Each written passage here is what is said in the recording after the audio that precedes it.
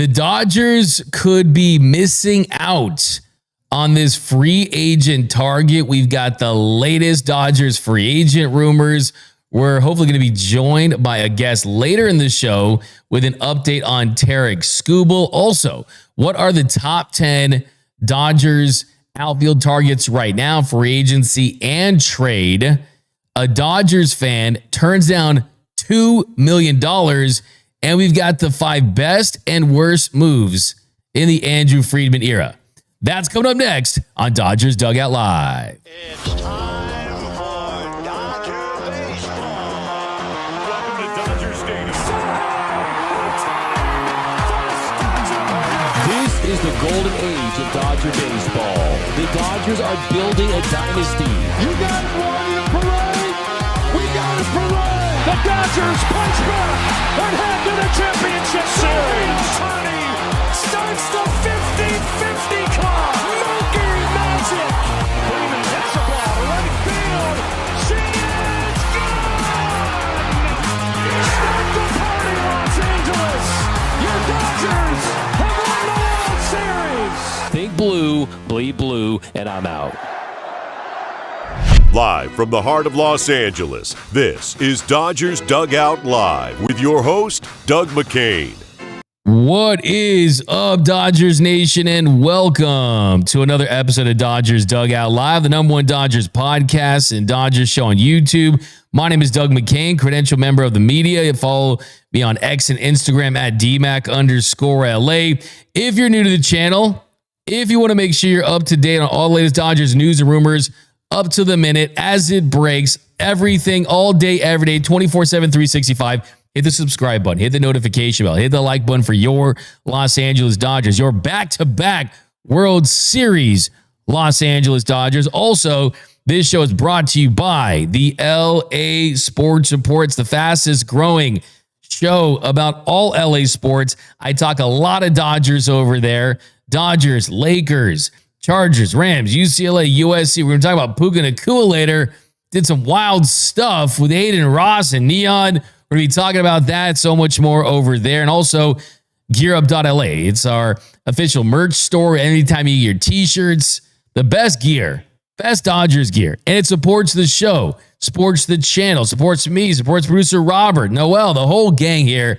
So go to GearUp.LA if you want to go do that.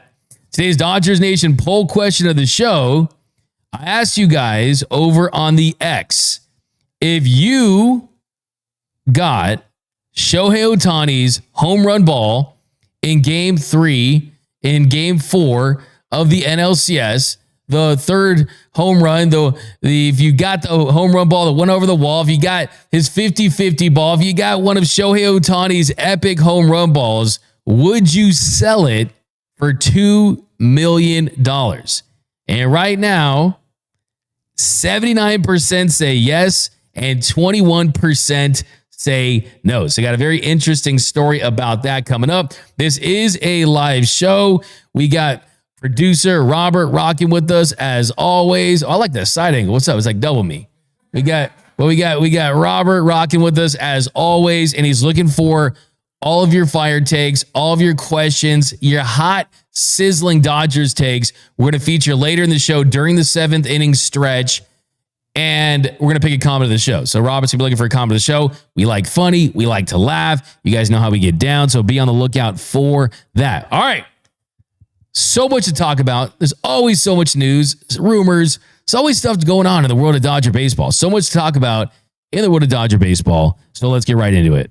Leading off, the hottest story in Dodger baseball. All right, so the first topic we're going to get into today, we're going to start with some free agent rumors, some free agency talk. I got some outfield targets. We're going to run down just to recap those. But the latest today is that Cody Bellinger appears to be very high on the list of the New York Mets. So the New York Mets and Cody Bellinger have been talking. Scott Boras, of course, David Stearns and the Mets and Stephen Cohen, they've taken a lot of heat this offseason because Edwin Diaz is a Dodger, Pete Alonso is an Oriole. They're losing their players left and right. And the latest on Cody Bellinger is that the New York Mets are, quote, very in on Cody Bellinger. And when you look at some of these dominoes right now, Cody Bellinger is one that impacts the Dodgers. Because when you look at Belly and some of the contract projections for him and where the Dodgers stand for Cody Bellinger, well, there was some interest. There is some interest, but at their price. And when I say the Dodgers price, I mean 4 or 5 years. What I was told is the Dodgers are interested in Cody Bellinger at 4 years. Maybe they would be willing to go to 5. Maybe you put that option in there, club option, and then maybe you think about stretching it to 5. And if it was a deal where you're looking at 5 years, $140 million for a player that's versatile, can play corner outfield, can play center field, can play first base. If he wants to spell Freddie Freeman to fill it, Freddie Freeman leaves in a couple years, he can take over first base and play that for 2 of his 4 years. And I'm telling you, Cody Bellinger could be a Gold Glove first baseman. There's no doubt about that at this stage of his career. But are the Mets in a position, because they've missed out on some free agents, where they can't afford to play hardball with Scott Boras and Belly? And if you're looking at Cody Bellinger at $20 million per year, let's say the Dodgers had him at 5 years, $140 million. That's a contract I could get behind. And yes, you don't always want to get back with your ex. But here's the thing. You can get back with your ex if that ex has made some significant changes. If that ex is not toxic, if you've gone through some transformations, therapy, if you're just not crazy anymore, you're not throwing this stuff in the front yard and setting it on fire, whatever it may be. And Cody Bellinger has changed a lot as a player since he was with the Dodgers, since he was non-tendered by the Dodgers. For starters, he's not that boom and bust guy that he was with LA. With the Dodgers, especially towards the end, you can expose him. You can expose Cody Bellinger with sliders down away, with fastballs up and in. And the interesting thing about Cody Bellinger at this point is he's gotten a lot better against lefties. And he's basically a platoon-proof player at this point. And that's important, especially for a lineup that you definitely want to stagger the lineup, that you want to put guys in position where you don't have to pinch hit guys in certain situations. And Cody Bellinger, he's been great against lefties for the last 3 years. Last 3 years against lefties, he's hitting .329. He has a .371 on base. He's slugging .546 in 526 plate appearances. In fact, in Major League Baseball, for left-handed hitters that have had at least 100 plate appearances against lefties since 2023, Belly has a 151 weighted runs created plus. The only one better is Yordan Alvarez. We'll talk about it a little later in the show. So Cody Bellinger is good against lefties. His strikeout rate is as low as it's ever been consistently.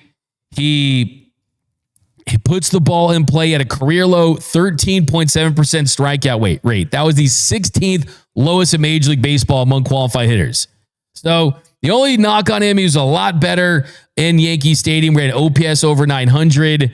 Of course, we know that if you're pull happy and you're a lefty, that short porch is going to help you. He wasn't a bad hitter outside of Yankee Stadium, but 18 of his 29 home runs were at Yankee Stadium. So this is important. This is relevant to the Dodgers, because if Cody Bellinger is not going to sign with LA, Andrew Friedman has already told us that they're looking to add an outfielder. And he also told us when we were in Orlando and I was up in his suite that there was time to make moves and that you're waiting for the free agents to come off the board.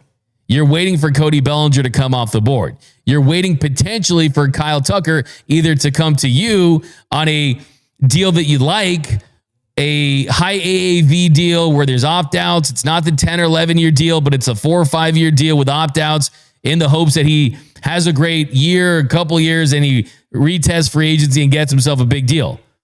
But I think that if Cody Bellinger can get signed by the Mets, then things start opening up for trades. So the next question becomes, who are the top 10 trade targets? Who are the top 10 targets for the Dodgers? Well, you look at free agency.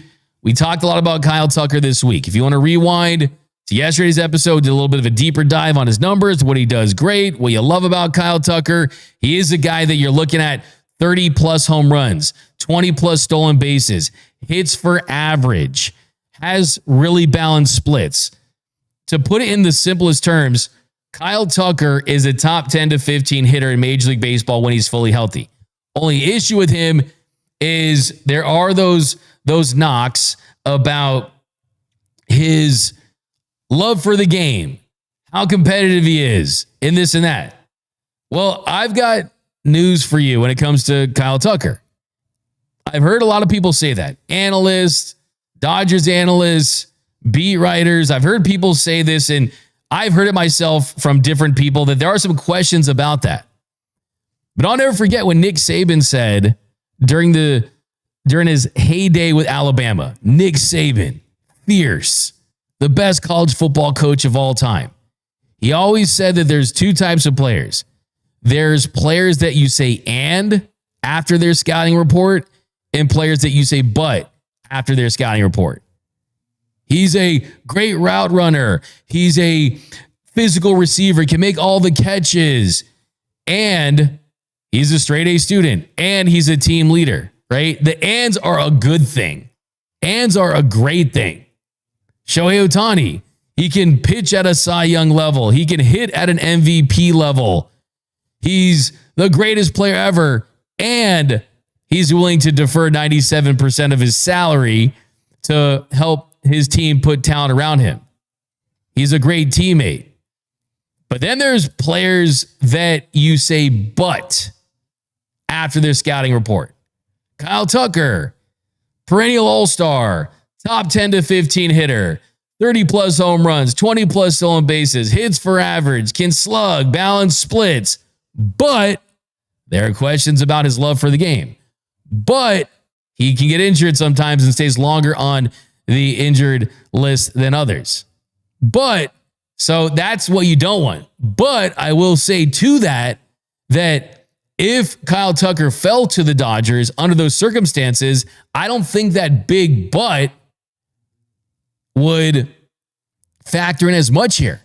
Because if he's with the Dodgers, he's with the Dodgers on a mission to set himself up for a bigger payday after that 1 year. So I don't care if he doesn't like baseball as much. We know he likes money, and we know he wants a big contract. So they would get him under the right circumstances in the right situation where I think you'd get the best version of Kyle Tucker. All right, let's run down the list. My number one, if he was available, there's a lot of questions about it, Byron Buxton. And early in the offseason, there were talks that, hey, he could be available. Hey, he could waive his no trade clause. But then in early December, it came out that the Twins were planning to keep Byron Buxton along with Joe Ryan and Pablo Lopez. So at least right now, the Twins' plan is to keep Buxton, try to compete, try to contend in 2026. But I'm still going to have him as my number one guy on this list just because things can change. Things can go in a different direction. If he wanted to get a trade, he could pursue that with the organization. I don't know that that is something that he wants to do at this point, but certainly it is possible. And it's not impossible. At least there's more than 0% chance. I mean, you're talking about a guy last season, a career high in plate appearances, 542, a career high in WAR with 5. And I think what I've heard talking to people that cover him in Minnesota, he's figured some things out when it comes to staying healthy with the durability, with the injury concerns, whether it be a different training regimen, whether it be strengthening different parts of his body, whether it be taking less risks when he's making diving catches and things like that. I've heard that it's always been his style of play, the effort, the reckless abandon that he plays with that can lead to injuries. And I think maybe if he's making smart business decisions, that he's not diving or colliding with teammates or running into a wall, he's just getting more mature and he wants to stay on the field.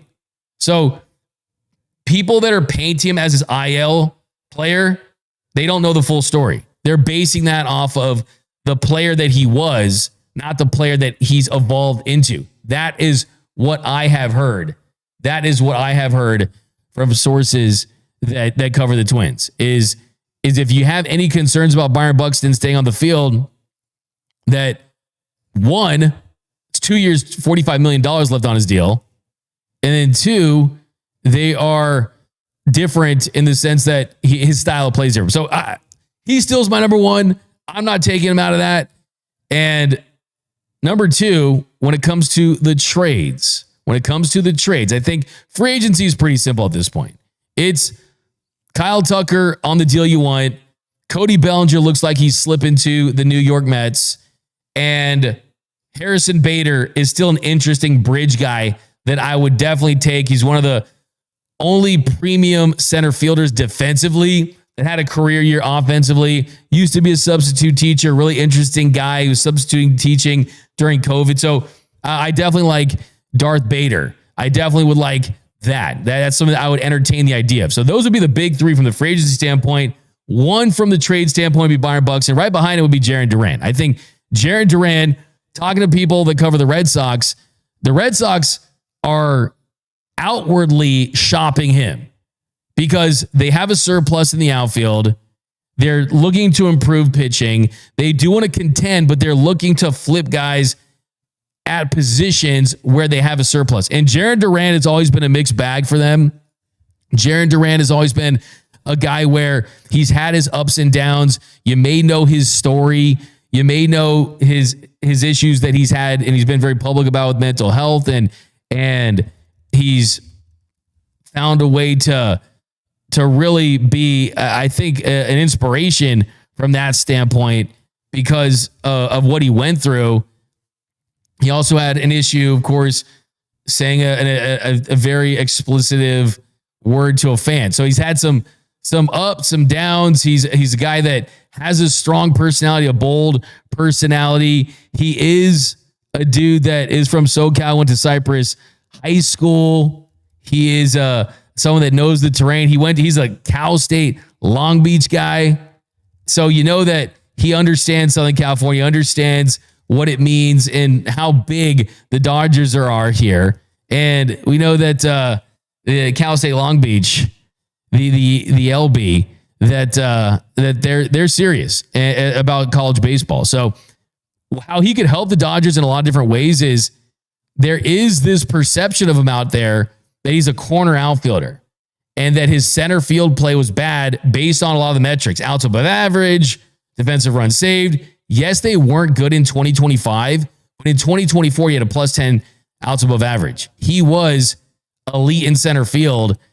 And from what I've heard from some of the reporters that cover the Red Sox is the monster. Pak the Cod, Harvard Yard, the monster really impacted his defense in a bad way. And that he would love nothing more than to play in a symmetrical outfield where the conditions are a little more manageable. So there's that. You got change of scenery. He has variance in his game as far as his upside is really high.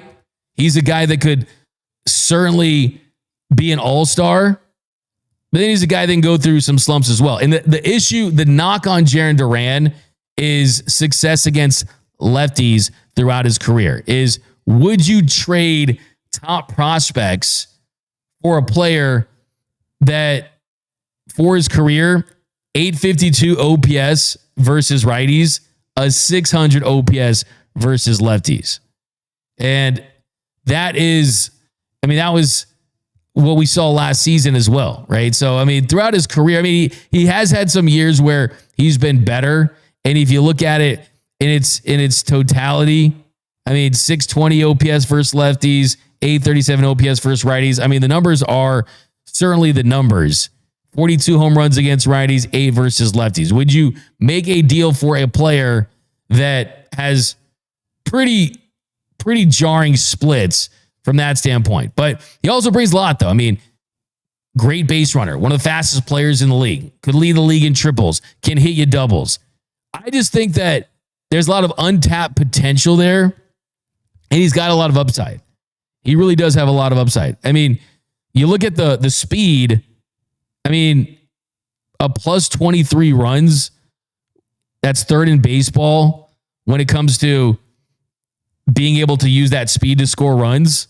So the only question is he more like 2025 Jarren Duran or 2024 Jarren Duran? But I just think he'd be a star here. I think that fans will love him. I think he'd be someone that people would be really interested in seeing him in this system. I think the red flag or yellow flag, whatever you want to call it, on him would be, you're all in on a three-peat. Do you have time to take a flyer on someone that you're betting on his upside that much? Or do you want a proven, established, a guy that you can bet on that's like what I told you about Cody Bellinger, right? He's platoon proof, right? Really good against lefties and good against righties. You know that he's going to lock in any corner outfield spot. You don't have to talk yourself into him as much. Jarren Duran, you kind of have to talk yourself into him a little too much from that standpoint.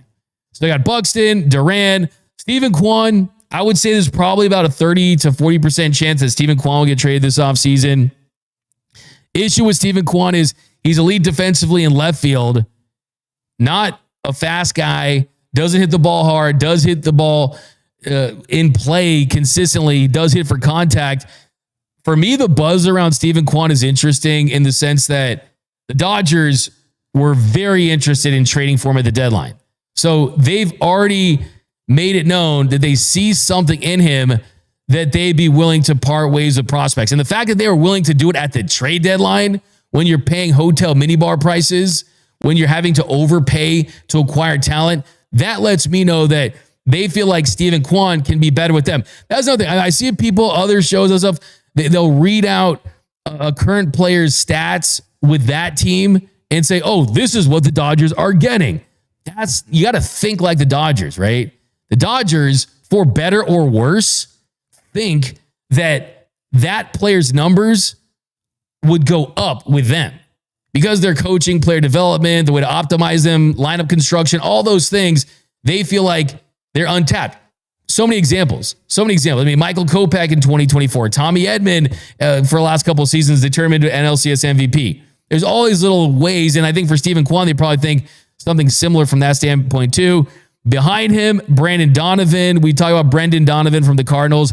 I think from a going to get traded standpoint, I think it's more than 60% with Donovan. Based on what I've heard, is that the Cardinals, they're not desperate to sign him, but there's so much interest in him because of his versatility. He can play second base, he can play third base, he can play left field.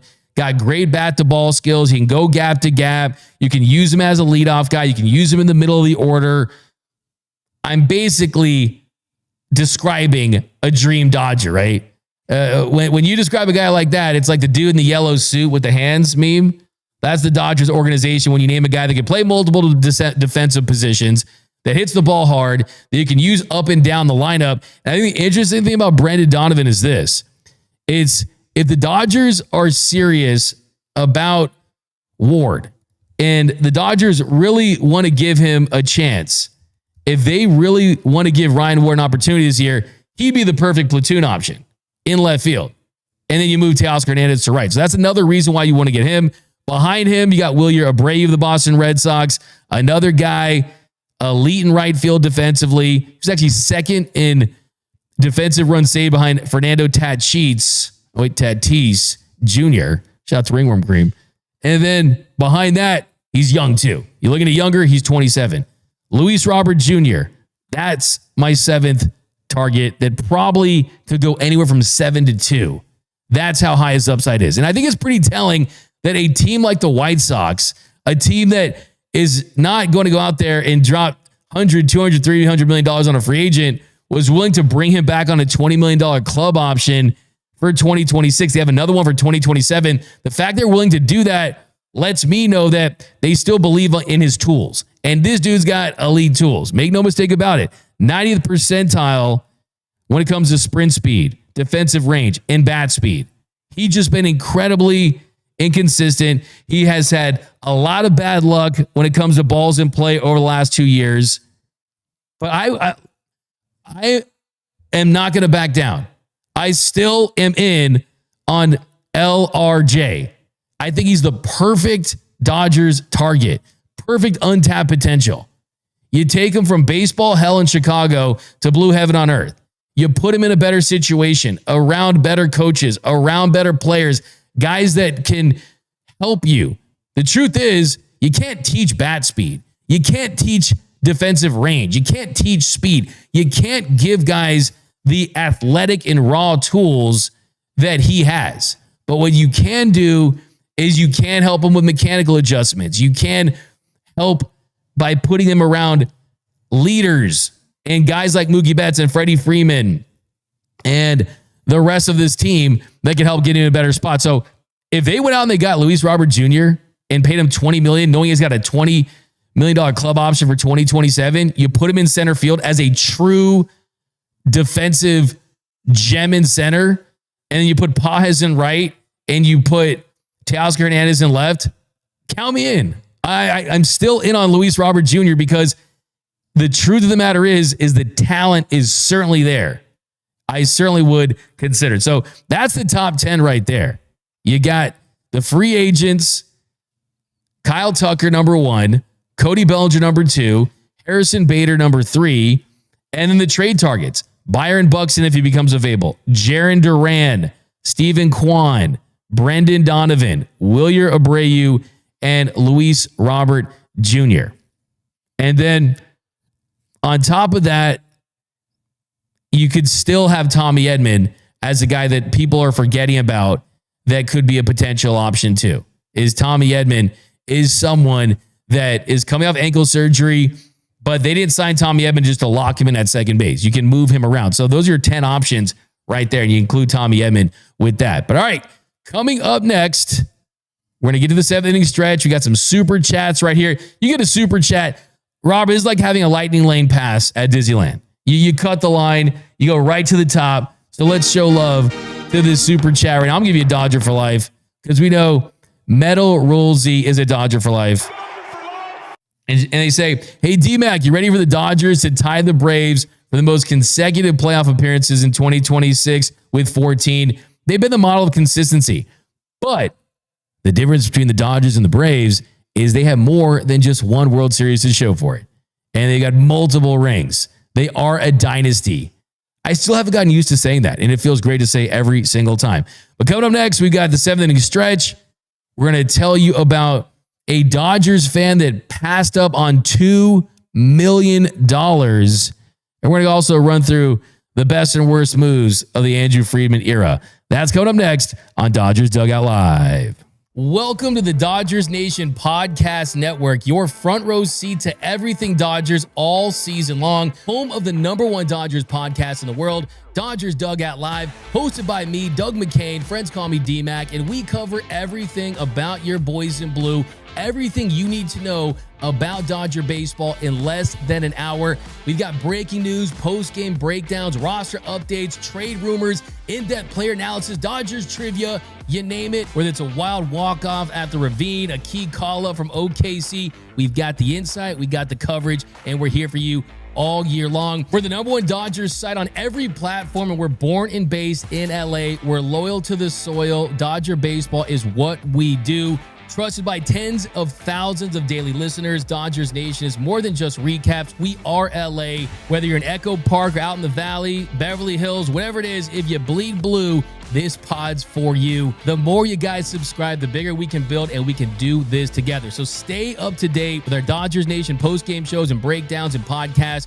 You can listen while you're lifting, while you're in traffic, or while pretending to answer work emails. We won't tell. Subscribe now on Spotify, Apple Podcasts, or wherever you get your baseball fix. So if you're a new listener or a longtime listener of the podcast, write us a review and we'll read it on the show. Join the conversation, stay ahead of the game, and never miss a pitch with the Dodgers Nation Podcast Network.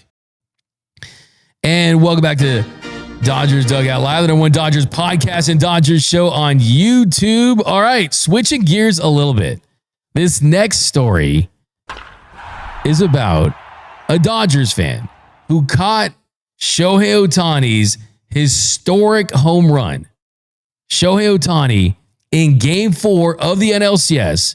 Shohei Ohtani had his greatest performance ever. It was a masterclass. It was the all-time. It was Kobe's 81, Wilt's 100. It was the greatest individual performance we've ever seen in the postseason. 3 home runs, 10 strikeouts as a pitcher. It's like understanding light and space between planets. Things that human beings just aren't supposed to understand, can't comprehend. The human mind can't comprehend stuff like that. And not only was it in a clinching game, a game that people were saying, oh, Shohei Ohtani is not the same guy in the postseason. It's playoff Shohei. Where is he? Has anyone seen Shohei? Is he on a milk box? And what did he do? He turned in the single greatest individual performance you've ever seen in October. And one of his home runs cleared the pavilion roof. And the gentleman that ended up with that ball, his name is David Flores. He was in the crowd at Dodger Stadium for Game 4 of the NLCS, and he ends up with the baseball.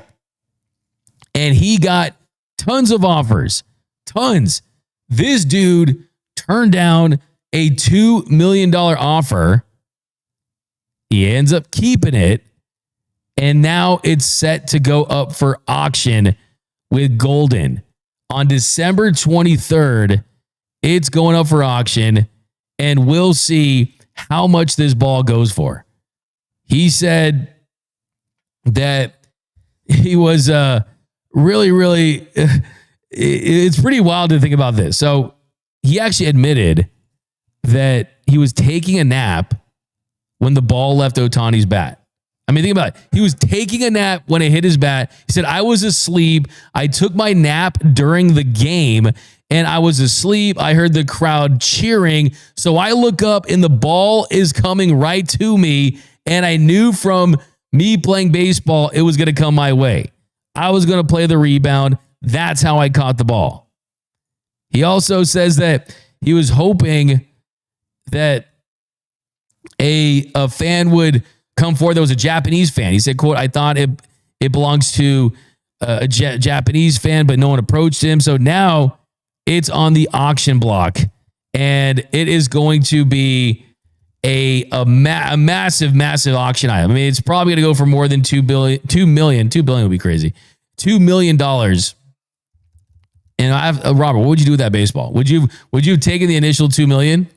You know, yeah, that'd be an offer. I mean, that's one heck of an offer. I'll probably go. I would hold on to it. It'll probably accumulate in value over time. So, I mean, I think that he did the right thing. I think that he's smart in the sense that, I mean, $2 million, that's life-changing money. That can pay off a lot of stuff.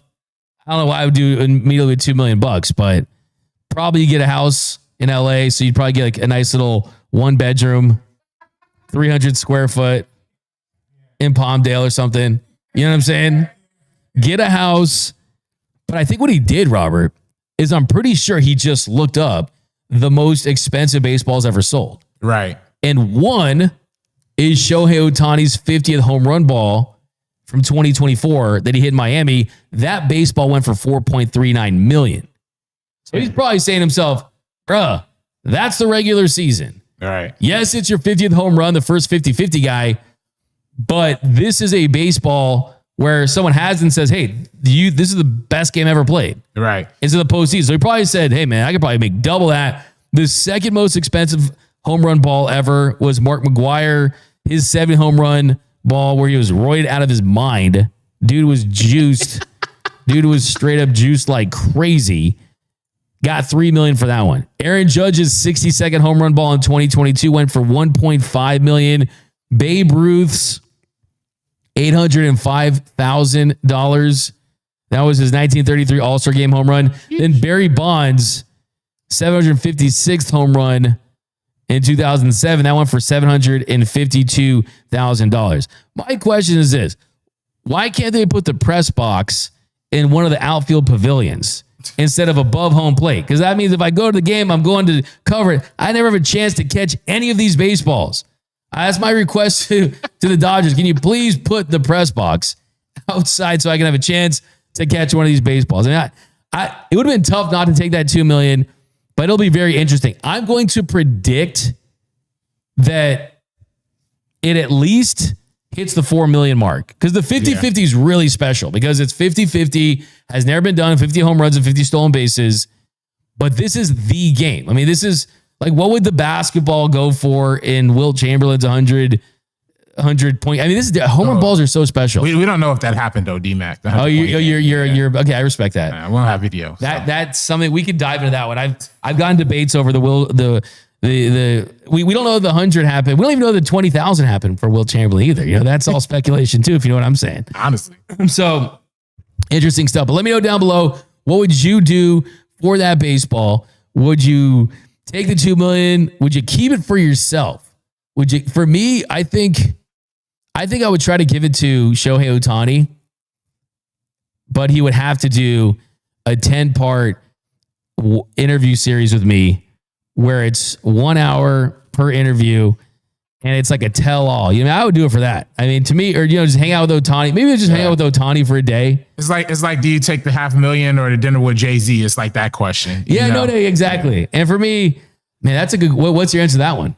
I mean, I take the 500,000. I take whatever, I'll take whatever money. I don't, because the idea is that Jay-Z is going to give you like good advice and like help you win more. Right. Yeah. But I mean, at the same time, like, I probably do more with the $500K than I would do with some words, No, but with Shohei though, like, that's a different story. Like, Shohei, a different story. Yeah. No, I'm taking the hang out with Shohei possibly, but that's interesting too, though. The Jay-Z one, hey, the Blueprint, I think is his best album, Black Album up there. It's a hard knock life. But all right, $2 million gets you a condo in LA from Claudia. All right, yeah. So before we get to the seventh inning stretch, we're gonna do the best and worst moves of the Andrew Friedman era. The best and worst moves. Put some time into this one. Got some honorable mentions. And I would say the honorable mentions for the worst are drafting Cody Hosey over Gunnar Henderson, the AJ Pollock for Craig Kimbrell trade, Kimbrelsa, they let him go. He had a 3.75 ERA and 60 innings of work, did cover a lot. Pollock didn't have a great year there. So, hey, Tanner Scott's TBD. If he has a bounce back year and he helps the Dodgers win next season, you could say it's a good contract. It started off as a bad contract where Dodgers fans said that he was a secret double agent from the Padres and he did not have a good year, leading the league in blown saves. $72 million deal, set 4.74 ERA. So, look, anytime you fail to convert 10 of your 33 save opportunities, you get that kind of money, it's not a good contract. But it's still TBD. Other honorable mentions. Joey Gallo, who is now trying to be a pitcher at this point. He played just 44 games for the Dodgers, struck out 57 times in 117 at-bats, had a 671 OPS. And even though the OPS was better with the Dodgers than it was with the Yankees, that was the move they made that year. That was the big deadline deal, at least one of them. And it did not give the Dodgers that impact bat that they were hoping that he would be. And then also, too, the fact that the Dodgers, they lose against the Dodgers in the NLDS because their bench wasn't good enough. Clayton Beeter was dealt to New York. So those are some of the honorable mentions. All right, so the worst ones, I'm going to let's do a worst and the best, because let's end on a positive note. So the worst, I think this was underrated at number 5, Jimmy Rollins. So everyone thinks Jimmy Rollins was this great shortstop and Jimmy Rollins was this all-star. Yes, Jimmy Rollins was great, but in December of 2014, when they got him, he was 36 years old. And they ended up trading away Zach Eflin in that deal. And Zach Eflin became a pretty key piece for them in 2022 during the postseason. He had a 3.38 ERA. He was good against the Padres, the Astros, had a scoreless 6 1/3 innings in the NLCS. Eflin was good. Like, Eflin would have pitched for the Dodgers in a role. And in Rollins' final 4 years with the Phillies, he stole at least 22 bases every single year. With the Dodgers, that speed was gone. He had 12 stolen bases on 20 attempts in 2015. Also, the batting average, the on-base, the OPS, he had 224, had a 285 on-base percentage, had a 643 OPS, played in 144 games in his only season with the Dodgers. So, one, he just wasn't the impact player that they were hoping he would be. And two, you trade away Zach Eflin. I hate to bring this up. I hate to spot the pimple on the model here, but there were some bad trades. There were some bad moves. I got Jimmy Rollins at number 5. Number 4 makes me laugh. Number 4 makes me laugh. There is the Loch Ness Monster. There's the Easter Bunny. There's Santa Claus. There's Bigfoot. And then there's Danny Duffy. We don't know if any of those are real, right? We don't know if Danny Duffy existed in human form with the Los Angeles Dodgers, because the Dodgers, they acquired Danny Duffy for a player to be named later. My favorite, the PTBNL, player to be named later. And that player ended up being Zach Wildman. And they get Danny Duffy. Willman, he wasn't really good in the Royals organization, whether it be AA or AAA. So it's not like they gave up a lot to get him, but they got nothing in return. Like I said, Danny Duffy, the Dodgers version of the Loch Ness Monster, Bigfoot, people you don't know existed. And they end up paying him $5 million in 2021. They end up paying $5 million of his remaining salary, and he appeared in as many games as the Loch Ness Monster and Bigfoot and me and Robert, which is 0. I played in as many games with the Dodgers as Danny Duffy. And how about this? To make matters worse, even though he did not pitch in 2021, the Dodgers re-signed him for $3 million before the 2022 season. And in 2022, he's on a rehab assignment until late August. He made a AAA for OKC, but then he failed to make the big league roster. So the Dodgers gave Danny Duffy $8 million to pitch 0 innings for LA. So that's why it comes in at number 4. Just a funny one to me. The next one, I think you've got to say, is the deal that sent O'Neal Cruz and Angel Herman to the Pirates for Tony Watson. Now, Tony Watson was a good pitcher for the Dodgers. He was what they were hoping that he would be. He was a good pickup at the time, had a 2.7 ERA in 20 innings, a 2.25 ERA in 12 postseason innings. He was what the Dodgers were looking for. He even got 2 wins. If you're a wins guy, which I'm not, but if you're a wins guy, you got 2 wins for the Dodgers in the 2017 World Series. Only issue is O'Neal Cruz turned into a very high upside player for the Pirates.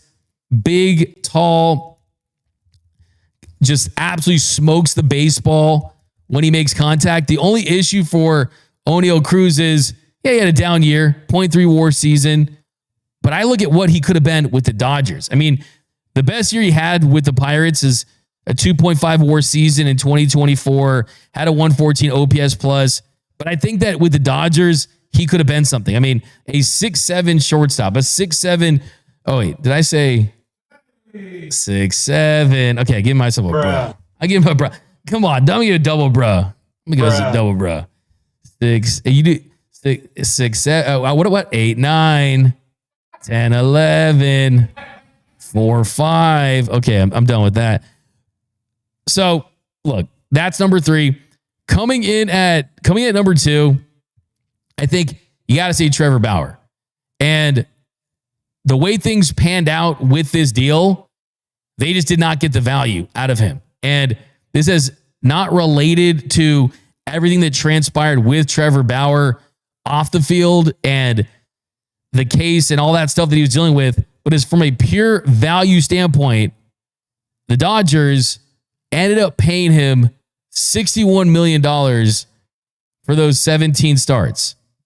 And they did pay the majority of the $102 million that they originally had agreed to with his contract after releasing him. They end up paying around $22.5 million of the remaining salary in 2023.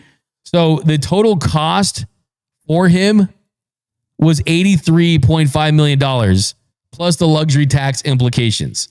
So if I told you that you were going to sign a player and give him $83.5 million for 107 and 2/3 innings and 3.1 WAR, that is one of the worst value deals that you could ever think of. Think about it. Teams pay $8 to $10 million for one WAR, right? That's typically the going rate for WAR, right? Wins above replacement. Teams $8 to $10 million for one WAR. He got the Dodgers 3.1 WAR, so they paid him $28 million per one WAR. So just from a value standpoint, a lot of circumstances, but that's one with the way that it played out has to be up there. Coming at number one, you know what's coming. Yordan Alvarez. Yordan Alvarez. Yordan. El Yordan. Air Yordan. Yordan Alvarez. This has to be the Mona Lisa of the worst moves of the Andrew Friedman era. And here's the thing. I'm going to sit here and defend Andrew Friedman and debunk some held thoughts, some of the purveying thoughts when it comes to Yordan Alvarez and his trade. So basically what happened was the Dodgers needed a reliever and they wanted Josh Fields. And they had a very little known player in Yordan Alvarez who did not really check a lot of boxes off for the Dodgers organization in the sense that he really did not play a position. He was a DH. At the time, there was no DH in the National League. There was no guarantee they were going to have the DH in the National League. It made sense at the time to trade Alvarez because back then, there wasn't even a thought that the National League would get a DH. And he was bad on defense, and he didn't have much power at the time. And typically, if you want a DH has to have power. But that's not what he had. And the funny thing about it all is that when the Astros contacted the Dodgers and Farhan Zaidi and Andrew Friedman, that they thought that they were talking about Yadier Alvarez. And Jeff Lunau wanted Yadier Alvarez, which is a Cuban pitcher the Dodgers end up signing for $16 million, who, by the way, in 2015 had a 14.73 ERA in the minors in 2019. So he was a bust. $16 million down the drain for Yadier Alvarez. They thought that they wanted Yadier Alvarez. The Dodgers like, we're going to hang up this phone and cut the cord and throw it out of the window. We're not giving you our new $16 million Cuban future ace pitcher. But then instead, they wanted Yordan Alvarez. And he had been with the Dodgers for less than 2 months. He hadn't played in a game in the Dodgers organization. And they end up trading him. And Andrew Friedman said a couple years ago, looking back on it now, we obviously wish we would have said yes to the other names they asked for before him. It's pretty special watching what he's doing in the batter's box. But you know what? Well, everyone always gives Andrew Friedman and says this was a bad move. In theory, it certainly is. But how about this? Let's say they had kept him. Let's say they kept Yordan Alvarez and that he had worked out and he was putting up those same numbers as a DH with the Dodgers that he put up with the Astros. Hitting the ball hard, crushing dingers in LA. You got your DH. What does that mean for Shohei Ohtani? Do they just trade Yordan Alvarez? Does Shohei Ohtani envision himself as a Dodger? We'll never know, of course. But I think there's a universe where they're just positioning guys and they realize, hey, we got to get Yordan out of LA so we can get Shohei to LA. So I think that that's how you can spin it if you are the Dodgers. That's how you can spin it if you are LA. So you know what? Those are the worst trades. We're going to save the best ones for tomorrow, Robert. Those are the 5 worst. Tomorrow, the 5 best. The 5 best signs, 5 best trades, the Andrew Friedman era. But coming up next, It's your time to shine. We're looking for that comment of the show. Who's going to make us laugh? Who's just something crazy? Who's got the hottest take about your boys in blue? That's coming up next on the 7th inning stretch. The 7th inning stretch.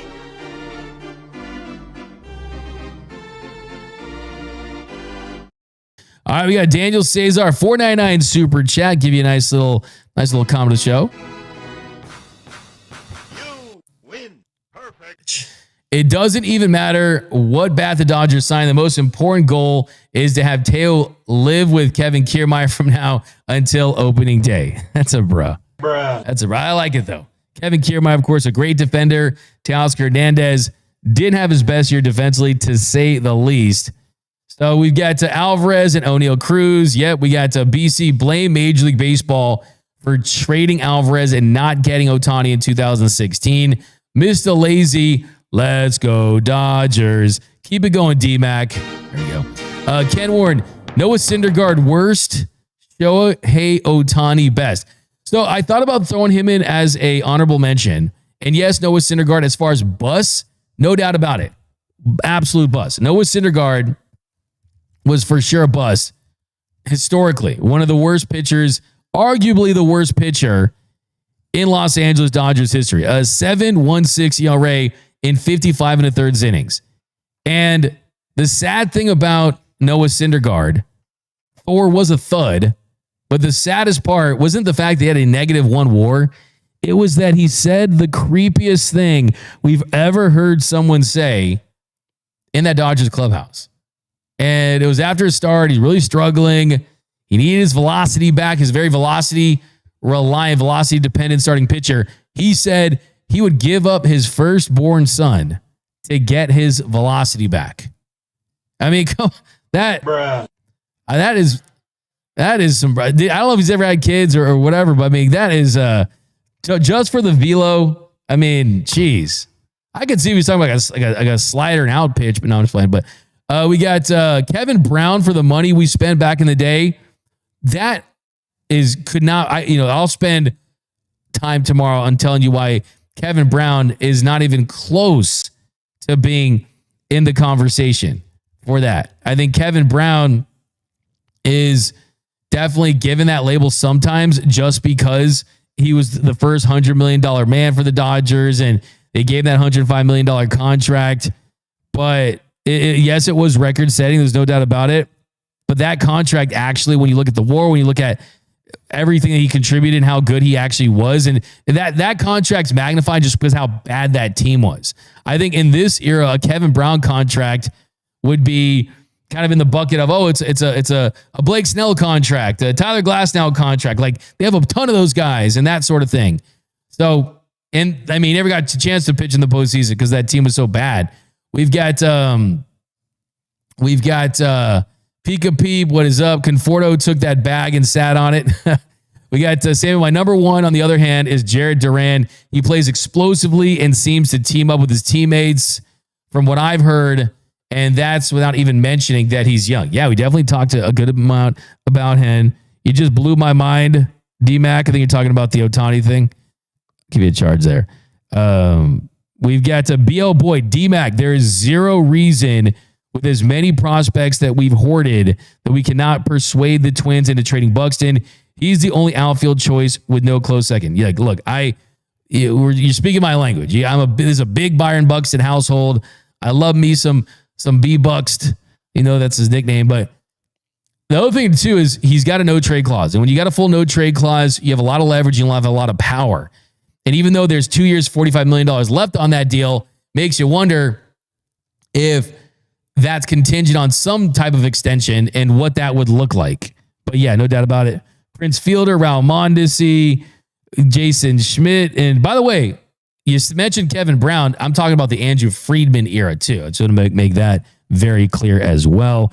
Roseman Carino, D-Mac, where do you get your burritos when you come back to LA? It's a really good question. I mean, I live in Hollywood and I go to all the taco trucks around, the one on Vine, the one on Santa Monica. I'm pretty easy to please. I mean, even if, I think even if I have to go to a nice little local El Pollo Loco, I think maturing, I think adulthood is accepting that a Pollo Loco is better than Taco Bell. Just saying that. I don't know where you at on that. That's big facts. That's big facts. That's big fact. I mean, the Tostada shell, the BRCs, but yeah, no, certainly that. I'm always looking for good rec. I'm looking for good recs too. I think Alfredo's in El Monte by Norm's goes pretty hard. That when I'm on that side of town, I used to go there a lot. We got Scott Slater, D-Mac. What up? Great, but give me your Rex though. The best burrito in LA. Give me your Rex.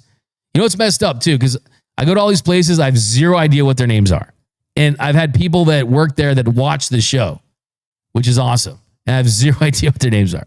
And I'm talking on my ask Noel. I took Noel to one of my spots, and Noel actually certified it. So that means something to me. Yeah, that's valid. Noel. Yeah, Noel legit certified. I treated Noel to, I think it was Al Pastor, carne asada, something like that. And he was like, yo, this is legit. And I'm like, hey, you know me. You know, I gets down. I don't mess around with my carne asada with my Al Pastor burritos. You know, we went somewhere the other day out here in the Altadena area, or out in the area we're close to. And we the waiter had like recognized you or something. I forgot where it was. It was a Mexican food spot. Yeah. But there was like D-Man. Oh, that's what's up. That's what's up. Hey, man, that's hey, we got Lucky Boy breakfast burritos. Yes, I think that's the best thing at Lucky Boy. No doubt about it. We got Cody Bellinger from the Mets. We've got Durant 20 plus home runs, Quan 10 plus home runs. We've got Bloodhound Lil Jeff. I'd rather trade for Alexis Texas than Quan. We've got Scott Slater. D-Mac, what up? Greetings from the Middle East desert. Late to the party. Give me the main takeaways from tonight's show. Go Dodgers. Hey, you're going to have to rewind and scrub and watch the whole thing, my guy. Trade Glass now for Skubal. Yeah, it looks like we're going to get David Pingalore on for LA Sports Report.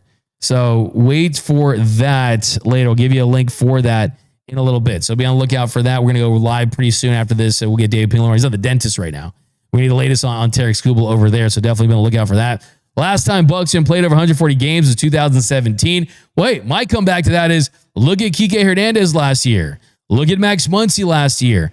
If there's one team that you don't need a guy to go 162 games, it is the Dodgers because they prioritize the postseason, because they have the depth. So I think that, to me, that's almost a sell job why you would want higher ceiling players that might have a little. It's like you're going to a nice car dealership and it's like a really nice car, but there's like a scratch on it. And you're like, okay, that's the scratch on it, right?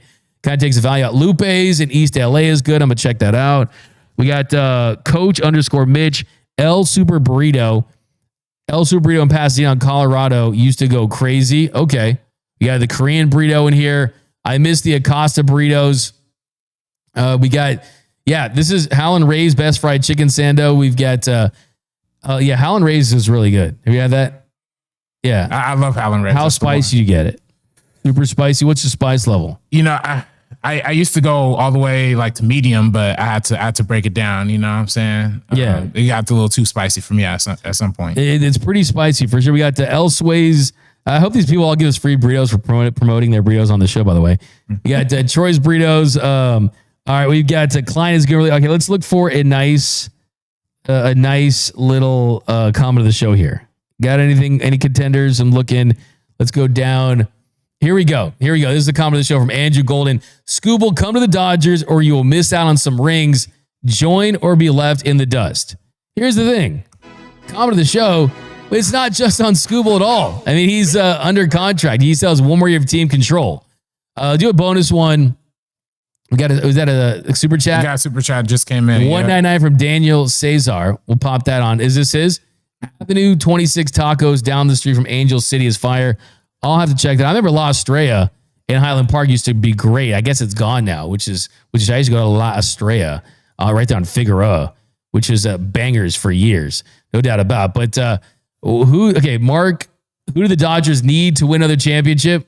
Hey, they can win a championship with this group, but you can always get better, right? The Avengers continuing to assemble, no doubt about it. But all right, guys, we are running out of time, so let's get to the walk-off.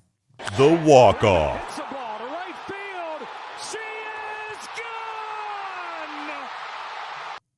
All right, today for the walk-off, Freddie Freeman was on a podcast, and I think one of the big moments this offseason, one of my favorite moments by far was Freddie Freeman doing the worm, not once, but twice. Once at the Dodgers championship celebration party at Mookie's house, and another one at Gavin Lux's wedding.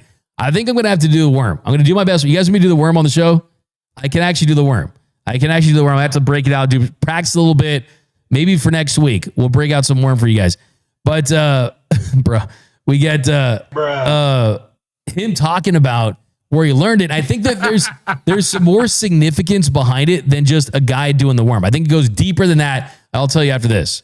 We were all over there having a good time, and I'm just sitting here like this and just enjoying and watching everybody have fun. And then the circle gets going. I'm like, oh, geez, like sometimes it's awkward. If people can't dance, it's like, oh, what are we doing here? And as you can see in that video, Kike is being Kike, having a great time, bringing life to everything. And they start egging you on, egging me on, because they know I can dance a little bit and move and things of that. So you can't be the not fun guy, like you can't be that guy and be like, no, awkward, like don't do it. So I started like coming up and like moving and going with the beat, and I said, you know what? I haven't done this in years. So let's bring it. So I pull out you see me pull out my phone, and I flipped it to Kike so I didn't break my phone. And I went right into it. And I used to be able to like do like room length. Like I could do it forever. And as you can see, I probably hit the ground like 4 times on that one. And then I ended it with like a little booty shake. And I had to do that because I was having trouble getting back up. And I needed to throw in a different move to make it look like I was still in control of what was going on. As I've gotten older, I can't do it as much and longer, but I hadn't done it probably in 12, 13, 14 years. So man, bro. I still got it. Yeah. People said they thought it was like AI, and I was like, that means you've done it good enough. So big love to Freddie Freeman and having fun doing the worm with the Dodgers. And the reason why I think it's deeper than just a guy celebrating a championship is he was banned from doing the worm from the Atlanta Braves because he did it so well and he got so much air that they thought that it would put him at risk of getting injured. They thought that if he did the worm, he was going to injure doing the worm. And the Braves were very controlling. I mean, I've heard Freddie Freeman talk about how they would make you dress a certain way for road trips and this and that. These guys are men. Treat them as such. If he wants to do the worm, he can do it in LA, man. Do the worm with LA, and hopefully we see it next year too. I asked Mookie Betts when we were at the Thanksgiving thing, hey, is the worm going to be the new home run celebration? He said, no, it's definitely not. But I would like to see at least once though. If Freddie Freeman has another walk-off in the World Series, maybe even the regular season, can you just do the worm going from third to home? That would be what I want to see. Do the worm from third to home. It would be all-time great stuff. Freddie, you got to do it, my man. Fab 5 Freddie, as my guy Jerry Harrison likes to call him. But a couple super chats on the way out. I will flip you the bird. Don't flip me the bird. El Pescado Mojado. D-Mac. Okay, I got to check the playoffs. Justin Lamas. D-Mac, I drove my car to Orange County. However, Angels fans broke into my car. When I came back, they left me a bunch of Hollywood lifestyle jerseys in my car. Wow. Give you a finish him for that.